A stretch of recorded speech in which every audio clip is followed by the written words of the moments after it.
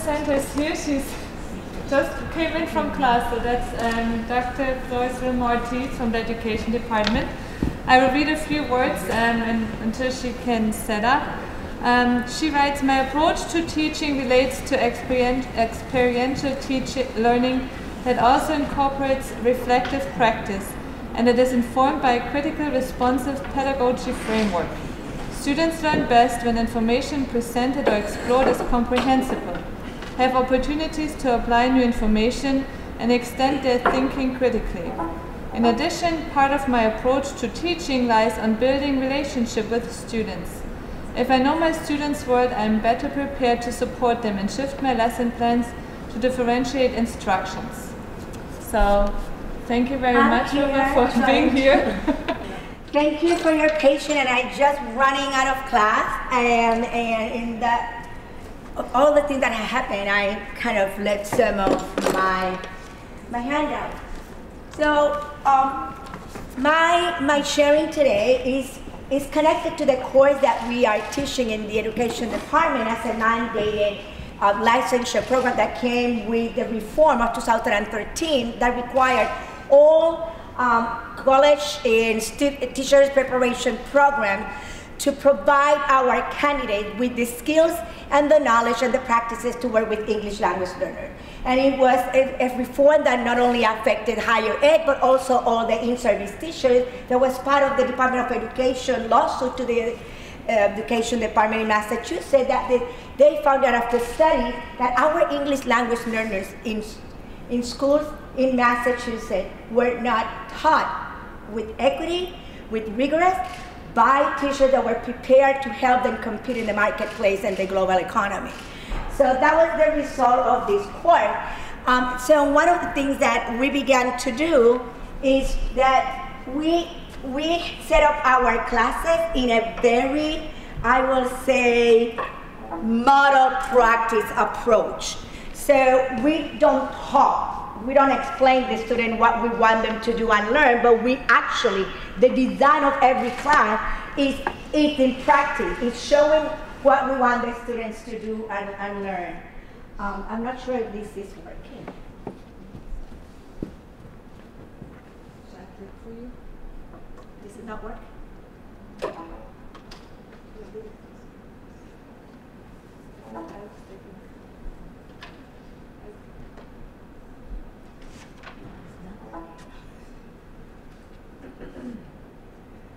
So we always begin the classes with an agenda. So I wanted to have an agenda for you also. I'm going to talk very briefly about the social-cultural framework that we included in our course to ground our practices and teaching and the reading from a social-cultural theory perspective, that it also brings an equity lens to it. And I can tell you very briefly how we began in 2013 with the class, with a framework, and how our framework, through our research, Professor Hafner and I have been incorporating another component we felt it was missing. So every semester we look at what we're doing, we analyze it, we reflect, and we keep on shifting this course by allowing, the input from the students and the findings from our research to inform the work that we're doing. Then we're going to have an activity that I have for you to have some kind of an experiential activity of being an L2. We'll reflect on the lessons, and then we'll talk about your own context and in what way this can relate in your practice and share some of the practices that you already do. So again, we begin with objective for the student. We model the way we want the student also to design their lesson. Participating in the science lesson as a language learner, we're going to identify from the demonstration, from the classroom that we're going to do today, the equities or inequities of that lesson, and then talk about the practices that we could implement to make this content and language comprehensible. So looking at language learning from a social cultural context complexifies the whole idea that it's not about teaching students English, but they're learning content alongside with the linguistic complexity of the English language.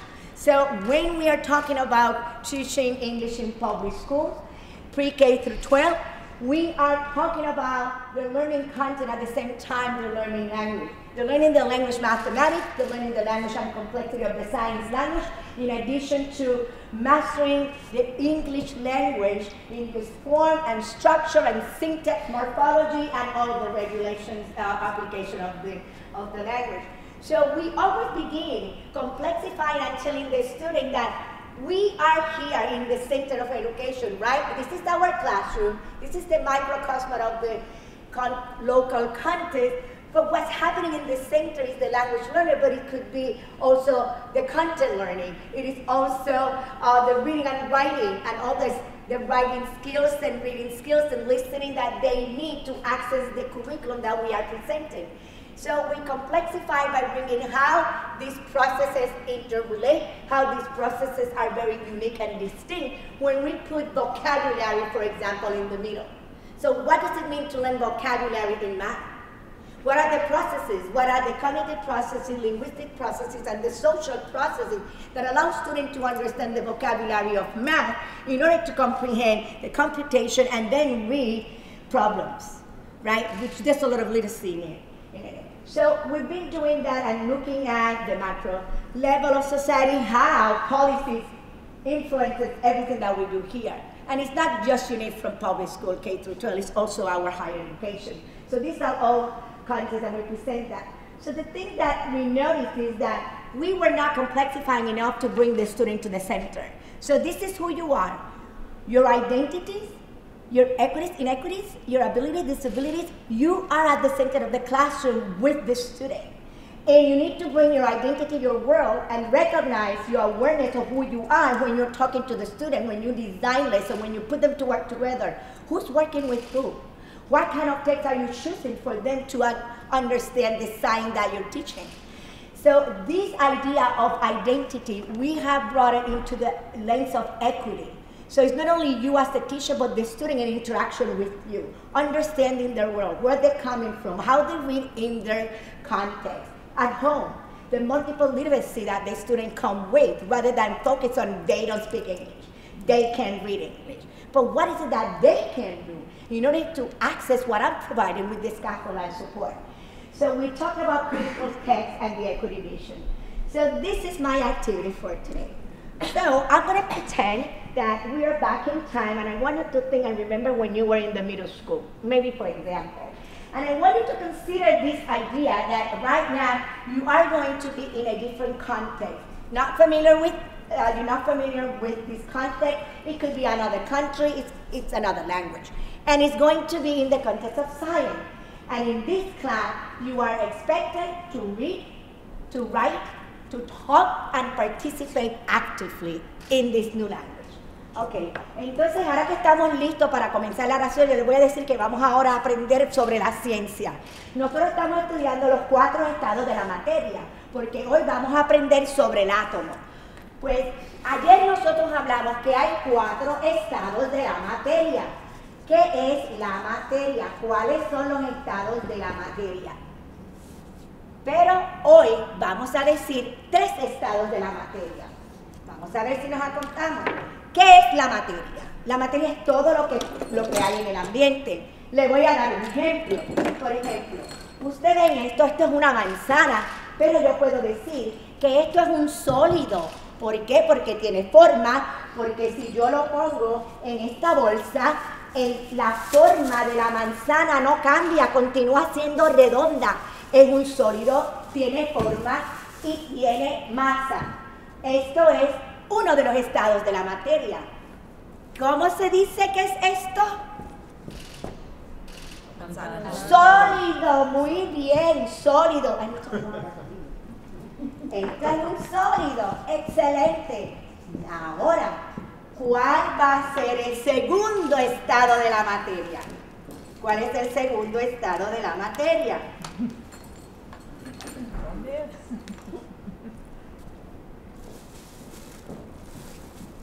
El primero es sólido, ¿cuál puede ser el segundo? ¿No sabe? ¿Qué es esto? Agua. Agua. Bueno, pues el agua no es un sólido. Si yo cojo esta agua, ¿verdad? Y si yo pongo esta agua en un envase más pequeñito y lo viro, esta agua cambia de forma. Va a coger la forma del envase. Es agua, no tiene forma definida, tú la puedes ver, pero cambia de envase.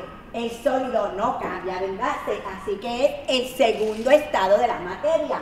Muy bien, es el líquido. ¿Cuál es el tercero? Vamos a ver que está aquí en el ambiente y no lo vemos, no lo podemos ver, pero está aquí donde estamos nosotros. ¿Cuál es el tercer estado de la materia? ¿Cuál es? Sólido, líquido, ¿cuál nos falta? Está en el aire, ¿cómo se llama? Aire, pero es el gas. ¿Sí? El gas, ¿te acuerdas del gas? Que tiene moléculas que se están moviendo. Muy bien, ese es el gas. El gas está en el aire. No lo vemos, pero si yo cojo esta bolsa, las moléculas las agarro y le hago así. Y aquí está el gas, en el aire que yo tenía ahora. Si yo lo libero y lo suelto, las moléculas se mueven, se van y el aire se dispersa. Los tres estados de la materia. Pregunta, ¿lo entienden? ¿Entienden muy bien? Muy bien, perfecto, porque no tenemos mucho tiempo. Vamos ahora a practicar sobre qué compone la materia. Tenemos algo que se llama el átomo. Átomo. Imagínate que este es un átomo. ¿Okay? Si yo corto el átomo por la mitad, en el medio, aquí en el medio, hay un área donde contiene unas partículas pequeñitas. ¿Cómo se llama esto? Si este es un átomo, en el medio. ¿Centro? ¿Qué dijo? ¿Centro? El centro. ¿Cuál es el nombre en el átomo? Comienza con la N. Núcleo. Muy bien. Este es el núcleo. Perfecto. El núcleo. ¿Qué partículas pequeñas hay en el núcleo? Hay dos tipos de partículas chiquititas que tienen muchas cargas. ¿Cómo se llaman las partículas pequeñas en el núcleo? Muy bien, ese es el protón. Tenemos el protón. ¿Y qué más hay ahí dentro del núcleo? El neutrón, muy bien, el neutrón. Ok, el neutrón. El protón tiene carga. ¿Y qué está alrededor del núcleo? En unas órbitas dando vueltas. ¿Cómo se llaman eso? La partícula pequeña que está dando vueltas girando. ¿Cómo que no? Electrón. Electrón, muy bien. ¿Y carga? ¿Qué carga tiene? ¿Positiva, negativa o neutral? Negativa, muy bien. El electrón es excelente. Muy bien. El electrón es negativo. Ok, ya lo entienden todo. Le vamos a dar un papel. Vamos a leer y contestar preguntas. Muy bien, a leer. Vamos a leer y contestar las preguntas. A leer. Le voy a dar como 3 minutos para leer. ¿Ok? Y van a contestar. ¿Qué es el átomo? ¿Qué es el neutrón? Y las cargas. Esto es. Pueden trabajar en grupo. Pueden trabajar entre ustedes dos para que se ayuden. No creo que tengo suficiente, pero se pueden olvidar. ¿Cuál es el neutrón? ¿Cuál es el átomo? Y esto es lo que van a hacer ahora. 3 minutos. Muy bien. Gracias. A leerlo. A ver. ¿Cuáles son las partes del átomo?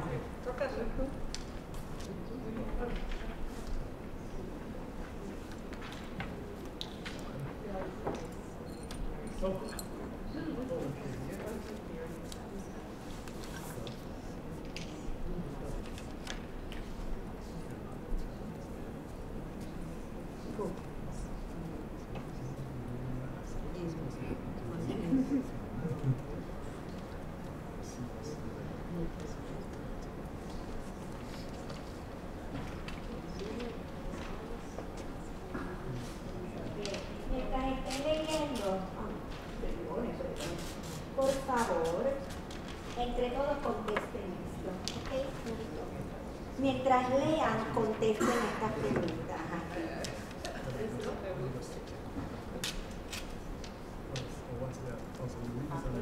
Déjame ver si puedo, no tengo unas tijeras. Yo lo puedo cortar así. Ok, para contestar. Ok, ya. Ok, ustedes en el grupo, cuando lean, contesten estas preguntas, ok. Tú puedes coger y anotarlo, muy bien. Y entonces en el grupo una persona puede contestar. Okay, muy bien. So for all three of us, so should I put in all three our names? Ay, sí, no les vi. ¿Qué quieres? Shirley. ¿Qué necesitas? ¿Qué quieres? No sabes. La pregunta, ok. Van a contestar. Muy bien. La página, okay. No totally done with that.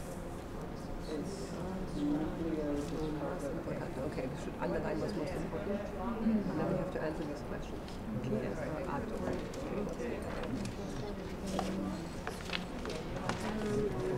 Una unidad más pequeña posible de un elemento. Muy bien, se acabó la clase. Ok, se lo pueden llevar a la casa y lo traen para mañana. Thank you. See you tomorrow. All right. Okay, now switch to the English channel. Okay, take a deep breath. And what we're going to do at your table, because I'm looking at the time, we will do like a pair thing, share. So why don't you just fill out one together at each table, looking at the time. And this is what we're going to do together at your table. I would like you to reflect on this lesson based on these three questions. What made the lesson difficult to understand? Or what made the lesson easy to understand? And what could the teacher, that's me, could have done to make it accessible and comprehensible? Let's spend some 5 minutes processing and discussing this lesson. I'll give you 5 minutes. What's my time?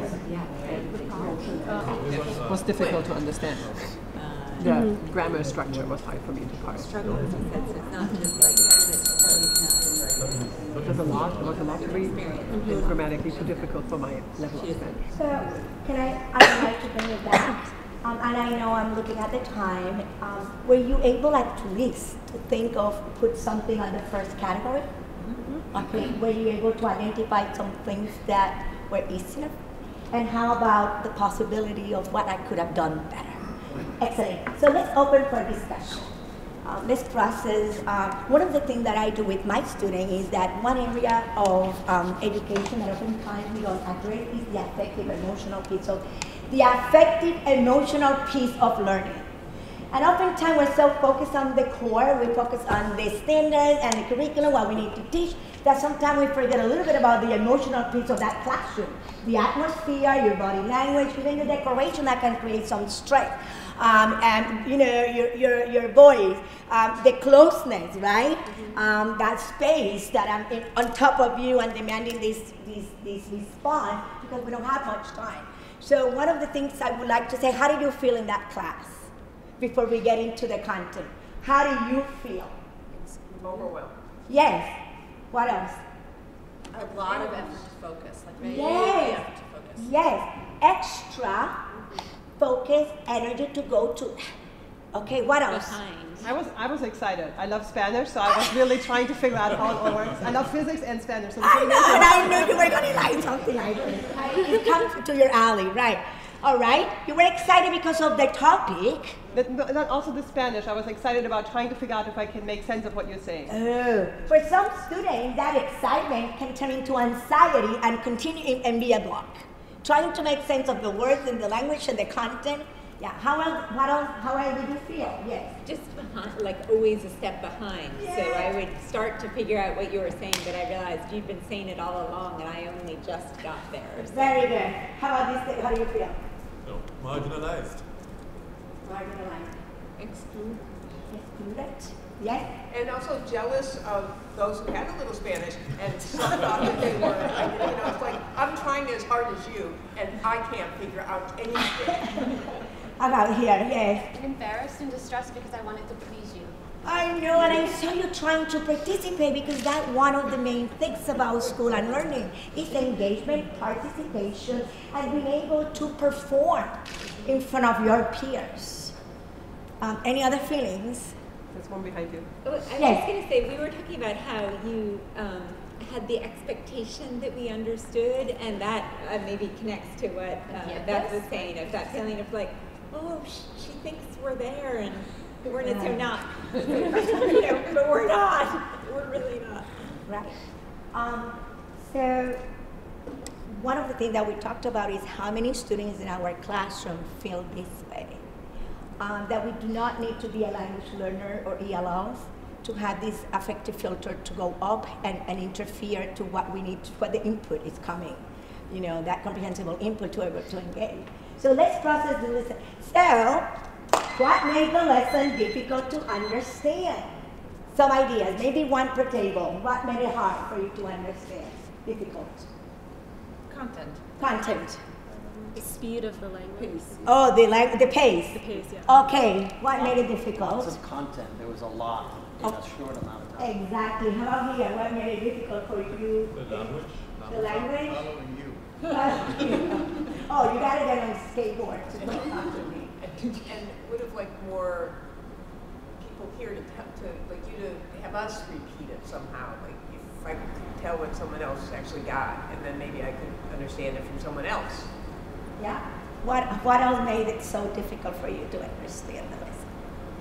I think speed, just the speed. Very good. So let's think about what helped you, at least to get some glimpse of this lesson. Yes. What resources did you bring or did I provide? Let's talk about that. What? Okay, so some background knowledge on the language. Yes. Visuals? I mean, I'm not a great artist, I have to tell you. When I taught in the middle school, my student did all the drawing for me and I did the talking. But yeah, using, right, and then trying to contextualize something like matter and an atom that you cannot even see it, right? Yes. All the stuff that you brought and all your hand motions. You did a lot with your hands too. Body language, and I call the realia and the prop that make it more tangible, something that could be abstract, yes. Repetition, Yes. so that even if you didn't know a word at first, you started to learn it through repetition. Very good. However, did I give any wait time? Did I check for understanding? No, You asked at the end. In one, I did. One time. Give me. I did. I said, "Tu entiendes?" Right? Do you understand? And then I kept on going. Right? No wait time. Okay. So those are the things that made it difficult. Really check. So how about our cognates? We're lucky to know English. And if you look at atomo, what is it in English? Atom and nucleus. Nucleus. So we were able to rely on our own language, our L1, as a resource to leap into this new language. But many languages do not provide that linguistic cognates resource that student can rely on. So that's one thing. So what do you think I could have done differently? Let's talk about now practice and strategy. What could I have done differently? How could I make this lesson? Well, we said just slow down and repeat Yes. important terms and ideas. Absolutely. Repetition, slowing down. What else could I have done? The text was grammatically too complicated for me. Yes, and I'm going to give you a revised version of that one. Yes. More writing. Uh-huh. So a lot more writing and probably a Yeah. bigger word. I mean, just because I wrote it on my board doesn't mean that I check for comprehension, definition, and understanding. I assume, right? Oh, you got it. Perfect. Let's keep going. Okay. What else? Yes. I would have liked to have seen this first so I could listen more for the right thing. But now that you see it, now do you think these texts, like, where is my other revised version? I have the other version that I probably is over there. Yeah, you have it there. Yeah, this text is too complex for what I wanted you to do. What was the activity? To draw, identify the model, right, and the markers. Right, that way we were looking. There is history, Greek history that goes back to talk about matter. And many of our textbooks and texts are loaded with this extra information and our students that are struggling with the content, little along with all this background information that at this moment, who cares about, you know, the Greek history and where this is coming from at this point? In this little 15 minutes activity, all you need is enough information to be able to comprehend it. So all this text too complex. So providing, but at least I gave you a visual. People think that you have a picture. It's going to be comprehensible and still not at all. Very good. So the next thing I wanted to you at your table, if you can spend maybe 2 minutes, turn your reflection of the lesson around, the handout that I gave you. And I would like us to just connect to your context quickly. How do you think native English speakers can struggle with content and language? And think about your context. So this is about house. You were a second language learner. But imagine language, English native speakers in some of the college assignments. The college courses here at Westfield. When or how can students struggle? They just take 2 minutes on that.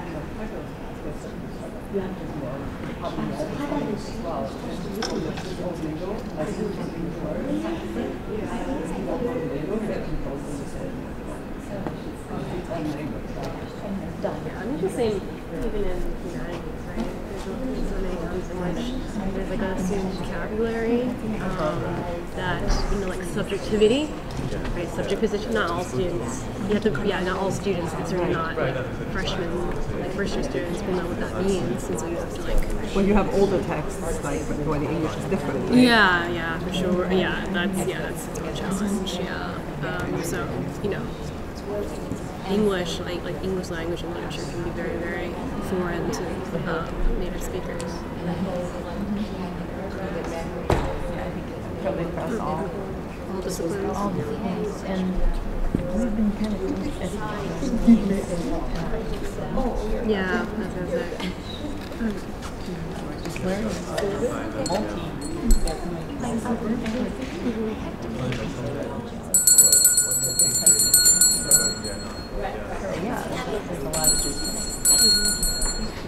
I know we're looking at the clock and we're getting to the end. I'm sorry, it's been a little rush. But this is what happens when you are into things from the heart, right? You just forget about time. So I propose that this kind of conversation about equities, inequities, access, continue in our campus, because I see it often. My students, I have many students that are eyes, they're not yellows, and I have some yellows. So we have a population in our campus that we are not serving properly. We're not attending to those language needs, and I think this is an area that we have to look into, English language learners in our institution on one hand, and also our students, our native speakers that are struggling in classes, that they're supposed to be participating, and it is the English, and it is the content, but they're still not there yet. So I just want us to continue this conversation as part of the whole conversation of the campus, making the shift that we need to pay attention to the spaces, to pay attention to our modalities of instruction, and thank you very much.